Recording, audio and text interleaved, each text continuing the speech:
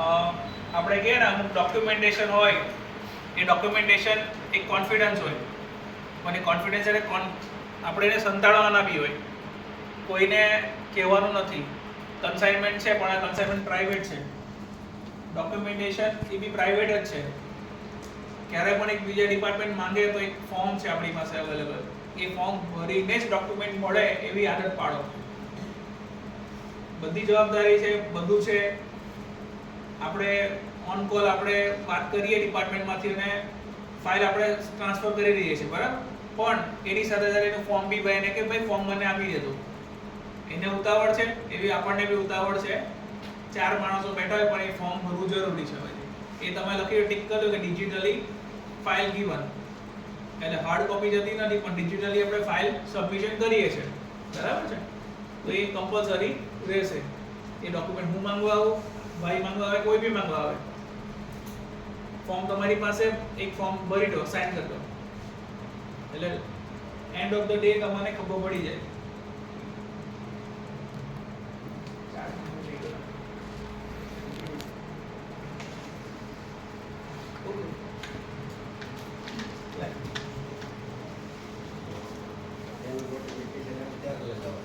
મને ખબર જ નથી, યાદ નથી.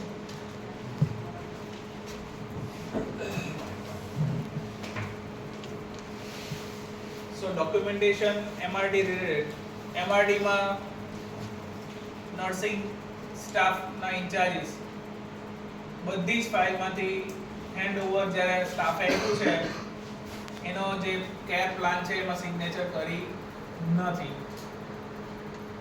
જયદીપભાઈ, કાલથી તમારે પર્સનલી ફાઇલ ચેક કરવાની છે, 2 કલાક આપવાના છે તમારી ડ્યુટી માટે, બરાબર છે, કમ્પલસરી.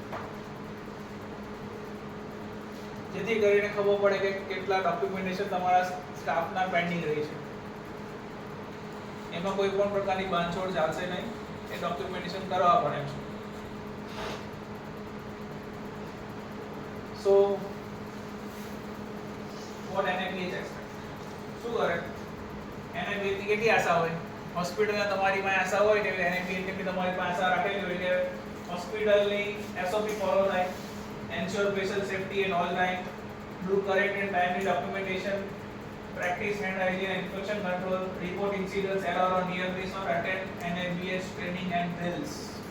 Right? ટ્રેનિંગ શબ્દ આવી જાય છે ને, એક બી સ્લાઇડ એવી નથી બાકી એમાં ટ્રેનિંગ શબ્દ ના આવ્યો હોય, બરાબર ને. અને છેલ્લા 6 મહિનામાં તમે એક બી ટ્રેનિંગ કરી નથી, હેપીલી, રાઈટ. નર્સિંગ ઇન્ચાર્જીસ આઝાદ, તેજલ, પંકજ, નીલમ. સો બેસિકલી તમે જેટલી ટ્રેનિંગ કરશો, ટ્રેનિંગ વધારે કરશો એટલી કોને ફાયદો થાય છે? તમે જેટલી ટ્રેનિંગ વધારશો અલ્ટિમેટલી બેનિફિટ કોને થશે? એ તમારું વર્કલોડ સચવાઈ રહે, બેલેન્સ થશે. આજે 25 પેશન્ટ આવી ગયા તો સ્ટાફ થાકી જાય, પણ તમે એને ટ્રેન જ એવા કર્યા હોય કે આપણે 40 પેશન્ટોને ટ્રેન થાકી નહીં જવું, તો એને માનસિક રીતે તૈયાર થઈ જાય. પણ આપણે એવું કરતા નથી. Ensure the patient safety at all time. સવારે એડમિટ્સ બધા અવેલેબલ હોય એટલે એડમિશન પ્રોસેસ એકદમ સ્મૂથ થાય. રાત્રે એડમિટમાંથી કોઈ જ ના હોય એટલે પેશન્ટને જેમ ઈચ્છા હોય તેમ ટ્રીટમેન્ટ આપીને આપણે એડમિટ કરી દેવું થાય છે. તો પેશન્ટ સેફટી જળવાઈ રહેવી જોઈએ. આજની ડેટમાં બી તમે જોશો તો તમારા ડિપાર્ટમેન્ટથી પેશન્ટ જ્યાં શિફ્ટ થાય છે without safety bed patient shifting થાય છે. વોર્ડમાંથી પેશન્ટ આઈસીયુમાં જાય છે, કેથલેબમાં જાય છે, કેથલેબમાંથી પેશન્ટ વોર્ડમાં કે આઈસીયુમાં જાય છે ત્યારે પણ એને સેફટી બેલ્ટ બાંધેલા હોતા નથી. ઘણા પેશન્ટ બહુ સારા ચાલતા જ હોય તો એને ચાલતા ચાલતા બી તમે વોર્ડમાં મૂકવા જાઓ છો. પ્લીઝ એ બંધ કરી દો. એ સ્ટ્રિક્ટ પ્રોટોકોલ્સ છે, એને વ્હીલચેરમાં બેસાડીને બી તમે મૂકી શકો છો.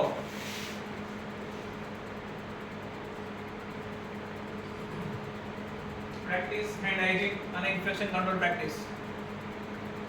જે ઇન્ફેક્શન કંટ્રોલના પ્રોટોકોલ્સ છે એ બધા એક્સપેક્ટ એવું કરે કે બધાને 100% ખબર હોય અને એ લોકો 80% સુધી અચીવ કરે એવી એક્સપેક્ટેશન હોય છે. ઇન્સિડન્ટ્સ રિપોર્ટ અને એરર્સ એ બધું ક્વોલિટી ડિપાર્ટમેન્ટ પાસે આવે અને ક્વોલિટી ડિપાર્ટમેન્ટ ઇમ્પ્રુવમેન્ટ કરે અને ટ્રેનિંગ આપે એની પર, એવું એક્સપેક્ટેશન NIBA જ કરે છે સ્ટાફ પાસેથી. અને અટેન્ડ NIBA ટ્રેનિંગ આપણે જૂન જુલાઈ મહિના પહેલા 3 દિવસનો પ્રોગ્રામ રાખ્યો હતો, NIBA implementation of 6th standard online. ખ્યાલ હોય તો એ 12-15 હજાર રૂપિયા ભરીને આપણે ઇમ્પ્લિમેન્ટેશન કેવી રીતે કરવાનું એનો ટ્રેનિંગનો સેશન લીધો હતો. એમાં પણ રિસ્પેક્ટેડ જે માણસો હતા બહુ ધ્યાન નહીં આપ્યું, જેણે ધ્યાન આપ્યું તેને ખબર છે કે 6th સ્ટાન્ડર્ડમાં શું કરવું જોઈએ. ભલે તમે તમારો સ્ટાફ તમારો નવો છે પણ તમે તો એઝ ઇટ ઇઝ એ જ છો કે જેને ખબર છે કેવી રીતે સિસ્ટમ બનાવવાની છે.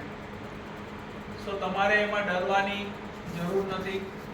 સિમ્પલ છે, આપણો ડિપાર્ટમેન્ટ છે, આપણા ડિપાર્ટમેન્ટની SOP અને આપણે કેવી રીતે કામ કરવાનું છે એટલું એને ખબર હોવી જોઈએ. ઇન્ડક્શન ટ્રેનિંગમાં બોલાવ્યા હતા તો ઇન્ડક્શન ટ્રેનિંગના ક્લાસમાં પણ સ્પેશિયલ સન્ડે રાખ્યો હતો તો પણ સ્ટાફ આવ્યા નહોતા. ઇન્ડક્શન ટ્રેનિંગમાં એક આ બિલિંગમાં રિસેપ્શનમાં છોકરી આવી હતી, ફોરમ તારી બાકી જ છે ને, તને કહેવામાં આવ્યું હતું ને તો બી ના આવ્યા ને. હા, 2 વખત ઇન્ફોર્મ કરવામાં આવ્યું છે. સો આઝાદ તારો સ્ટાફ હતો નહીં, કોટીમાંથી બી કોઈ સ્ટાફ નહીં હતા. ઇન્ડક્શન ટ્રેનિંગ એટલા માટે જરૂરી, જ્યારે HR ની ફાઇલ અને ડોક્યુમેન્ટેશન માંગશે તો ઇન્ડક્શન ટ્રેનિંગ શું છે એ તમને નહીં ખબર હોય તો HR ને પહેલી NC આવશે કે ઇન્ડક્શન શું છે નથી ખબર. શું છે પૂછો તો કોઈને, કોણ સારી રીતે એક્સપ્લેન કરી શકશે. ઇન્ડક્શન એટલે શું? બોલો. ઇન્ડક્શન એટલે લાસ્ટ સેશનમાં હતા જ અત્યારે અવેલેબલ. હા બોલ.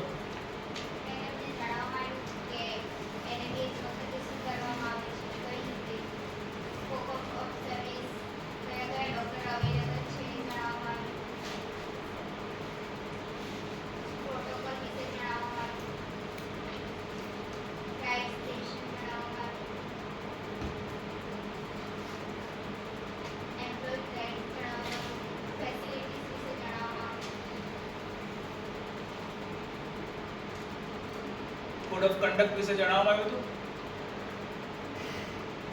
કોડ ઓફ કન્ડક્ટ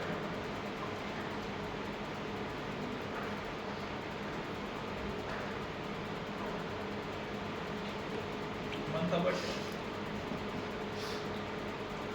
જણાવવામાં આવ્યું કોડ ઓફ કન્ડક્ટ વિશે. 2 પેજનું ફોર્મ હતું.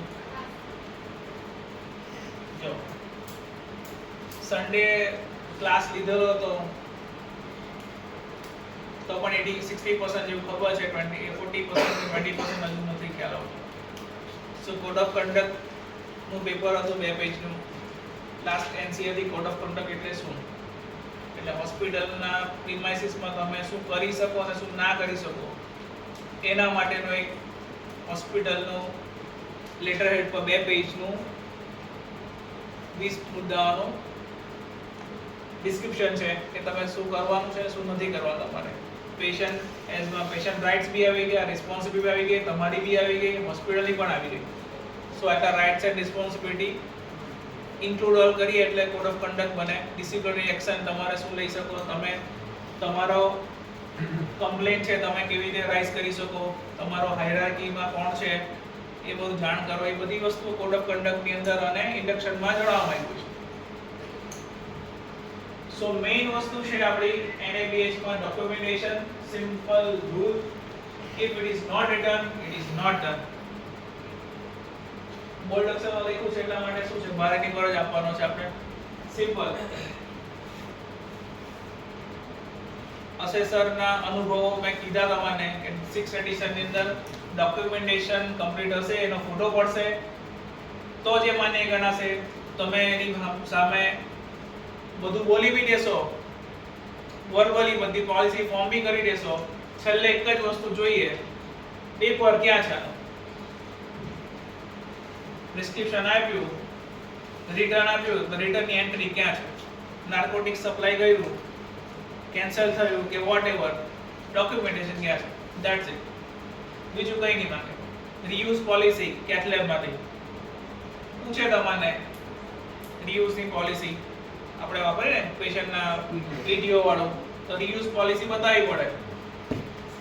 તો રીયુઝ પોલિસી કેવી રીતે બતાવશો તમે? શું કહેશો? છે તમારી પાસે રીયુઝ કન્સેન્ટ છે? Yes sir. હા, હા લઈએ છે ને? હા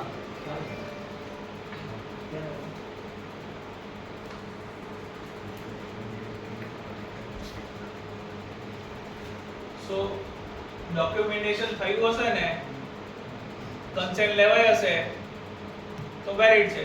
બ્લડ ટ્રાન્સફ્યુઝન જ્યારે આપણે કરીએ ત્યારે આપણે રિલેટિવલી સમજાવીએ કે તમારે બ્લડ ડોનેટ કરવું જોઈએ, તમે એના માટે પ્રોત્સાહિત કરો છો કે નથી કરતા, એ તમારે ક્વેશ્ચન હોય. ના કરતા હોય એટલે તમારી એ SOP માં નથી, એટલે ડોક્યુમેન્ટેશન એરર આવે. If it is not written, it is not done. Simple rule છે, બરાબર? જો લખાયું છે તો થઈ ગયું છે, જો નથી લખાયું એ નથી થયું. During an assessment, staff may be asked about assessment ટાઈમે શું પૂછે કે પેશન્ટ નો આઈડેન્ટિફિકેશન મેથડ, કેવી રીતે પેશન્ટ આઈડેન્ટિફાઈ કરીએ આપણે? UHID. ઓકે. હેન્ડ હાઇજીન ના સ્ટેપ્સ પરફોર્મ કરવાના છે ત્યારે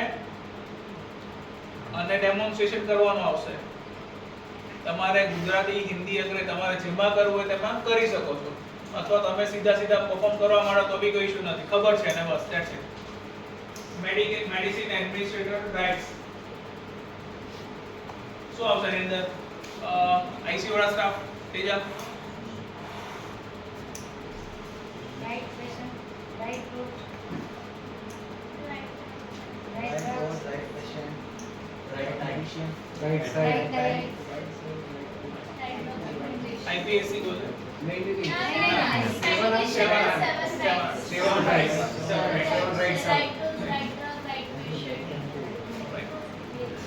સો એ 7R 7R તમારે ઘણાયને મુકાઈ દેવાના છે, અને ના હોય તો આજે પ્રિન્ટ આઉટ એક આપી દઈએ આપણે, ડિપાર્ટમેન્ટમાં લગાવી દઈએ. 7R છે, IPSC હા. છે, સ્પીલેજ છે, યસ. બરાબર. પછી મેડિસિન એડમિનિસ્ટ્રેશન જે રાઈટ છે એ, અને હેન્ડ હાઇજીનના જે સ્ટેપ છે.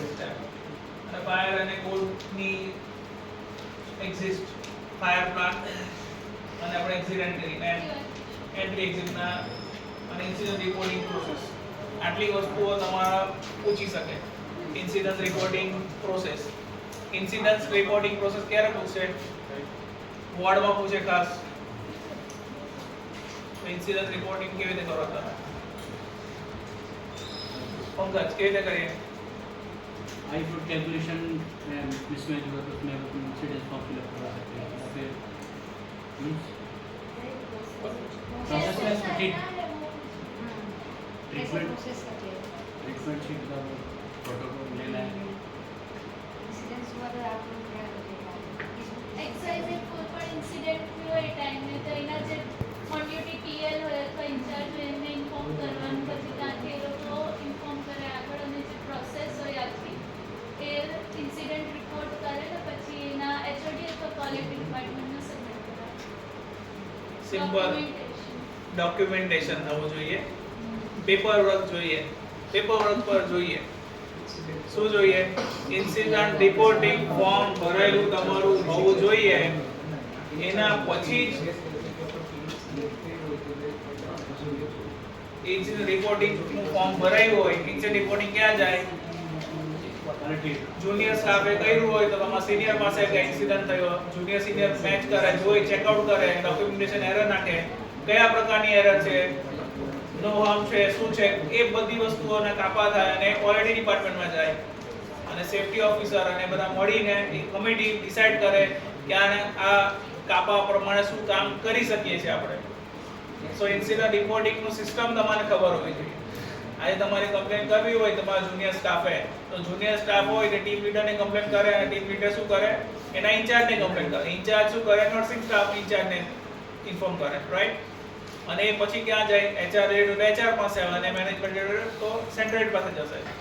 તો એ પ્રમાણે આખી હાયરાર્કી સેટ કરે, પણ ડોક્યુમેન્ટેશન જરૂરી છે. Okay, thank you. mainly છે NABS is a teamwork, is a not an individual process. So each and every department પોતપોતાના ગોલ સેટ કરી લો કે મારી NC 0 રહેશે, જવાબદારી એની પોતાની રહેશે, NC ક્લોઝ કરવાની પણ અને NC ઓછી કરવાની પણ ડિપાર્ટમેન્ટની પોતાની રહેશે. જેટલી પણ હેલ્પ જોઈએ ડોક્યુમેન્ટેશન માટે બધી હેલ્પ ક્વોલિટી ડિપાર્ટમેન્ટમાંથી તમને મળી જશે, પણ ટ્રેનિંગ અને અટેન્ડન્સ તમારી રહેશે તો જ આ શક્ય બનશે, બાકી NC તમારા ડિપાર્ટમેન્ટની વધશે. Okay, thank you. કાલે 1:30 એ કોનો ક્લાસ છે? તમારા છે કાલે